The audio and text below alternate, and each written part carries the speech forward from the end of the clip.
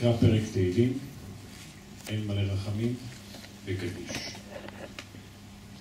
שיר המעלות ממעמקים קראתיך אדוני, אדוני שמע בקולי, תהיינה אוזניך קשובות לכל תחנוני. אם עוונות תשמוריה, אדוני מי יעמוד? כי עמך סליחה למען תברא. קיוויתי אדוני קיוותה נפשי, ולדברו אוכלתי. נפשי לאדוני משומרים לבוקר, שומרים לבוקר. יחל ישראל אל אדוני, כי אם אדוני החסד והרבה עמו פדות, והוא יפדה את ישראל מכל עוונותיו. אל מלא רחמים שוכן במרומים, המצא מנוחה נכונה תחת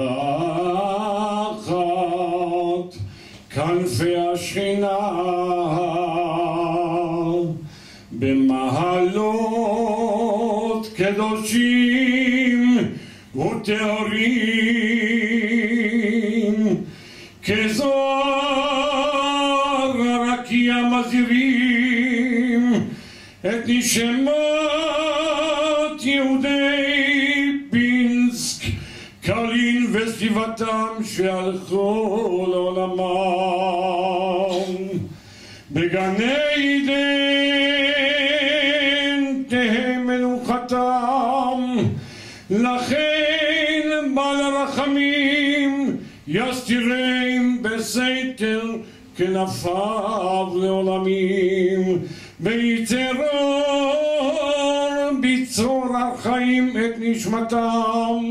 אדוני הוא נחלתם, וינוחו בשלום על משכבם, ונאמר אמן. קדיש. יתגדל ויתקדש שמי רבה, ועלמא דברה חירותי והמליך מלכותי, ויצמח פורקני ויקרב משיחי, בחייכון ויומכון וחיי לכל בית ישראל, בעגלה ובזמן קריב יראו אמן. יהי שמי רבה מברך לעלם לעולמי עולמיה, יתברך וישתבח ויתפאר ויתרומם ויתנשא, ויתהדר ויתעלה ויתהלל, שמי לקודשה בריחו, לעילה מן כל ברכתה ושירתה תושבחתה ונחמתה, דמירן בעלמא ואמרו אמן. יהי שגמה רבה מן שמיה, וחיים עלינו ועל כל ישראל ואמרו אמן. עושה שלום ממרומיו ויעשה שלום עלינו ועל כל ישראל ואמרו אמן. דורון קינר קליסינגר היה תלמיד בתל אביב בבית הספר לדוגמה, בית הספר שאימץ את קהילת פינסק, ובכל שנה היה קורא בהזכרה לקדושי פינסק בבית הספר את הקינה איכה, אותה כתב יוד רבינו. נמצא איתנו כאן דורון לקרוא את הקינה איכה.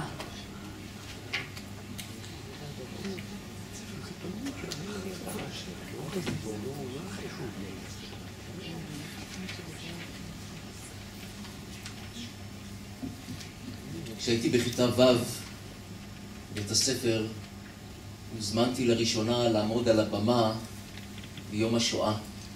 כל שנה הייתי בקהל, מן הסתם תלמיד כיתה. ואז בכיתה ו' הוזמנתי, נראה שמישהו התרשם ממני איך אני קורא. אמרו לי, בוא, תקרא את הקינה איכה. וכך זה היה בשנות לימודיי האחרונים בבית הספר, האחרון בבית הספר, בכיתה ו', בכיתה ז' ובכיתה ח'. ולמעשה זו סגירת מעגל, כי איפה שהזמן עובר, היום זה בדיוק יובל שנים מאז הפעם הראשונה שקראתי את הקינה הזו. ההתרגשות היא בהחלט גדולה, וגם בשבילי זו מעין סגירת מעגל. אני חייב למען גילוי נאות לומר שאין לי קשר לקהילה. ההורים שלי הם גם כן סוג של ניצולי שואה, הם יקים, הם שניהם באו מגרמניה, ככה שלי באופן אישי אין שום קשר, אבל הקשר הוא בהחלט קשר, כמו שלכולנו יש קשר לשואה כבני העם היהודי. השיר הזה נכתב, או יותר נכון הקינה, נכתבה על ידי יהושע רבינוב. רבינוב נולד בפינסק, באחוזה, ליד פינסק, ב-1904. ב-1924 הוא עלה לארץ, עבד בהכשרה חקלאית והתמקם בסופו של דבר בקיבוץ גבת. פרסם הרבה מאוד שירים, ואחד השירים הידועים שלו זה שיר שוודאי הרבה מכם מכירים, ירדה השבת אל בקעת גינוסר, וניחוח עתיק בשוליה. הקינה הזאת, איכה, שנכתבה כשהוא היה כאן בארץ ישראל, שואבת כנראה הרבה גם מהנוף של עמק יזרעאל שבו הוא חי, וספק אם קינה כזאת, כמו שאולי חלקכם מכירים וכמובן אני אקרא אותה עכשיו, ספק אם היא נכתבת היום אחרי לא מעט שנים מאז שהדבר קרה, אבל אז הדברים היו מאוד טריים במוחו ובליבו של אותו יהושע רבינוב. איכה. ארץ פולסיה, נוף ילדותי, איכה שוקלת, איכה נהיה הדבר הנורא, איכה תשבי על רחבי אגמייך ואפרייך, ובני עמי אינם עוד בתוכך. מבעד לדמעות, רואה הלב את דרכייך האבלים, ואת משכנותייך העזובים, והותר לנפש מישראל.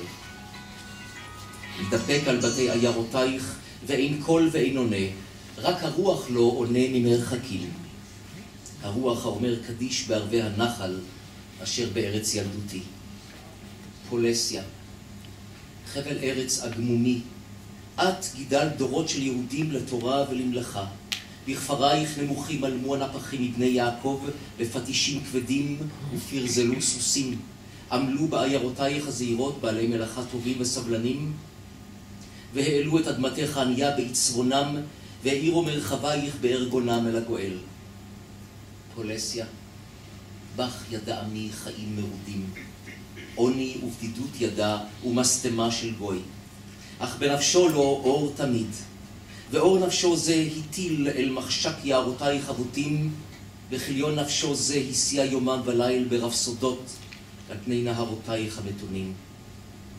אז יעלו בדרכייך פולסיה, בנים ובנות מישראל לחלום ולעמל רחוק. והם שואבים געגועים לרחוק וליפה ממדורות השקיעה באפרייך. והם מקשיבים לכל ציון בשיר השיפון והקוסמת אשר בשדותייך.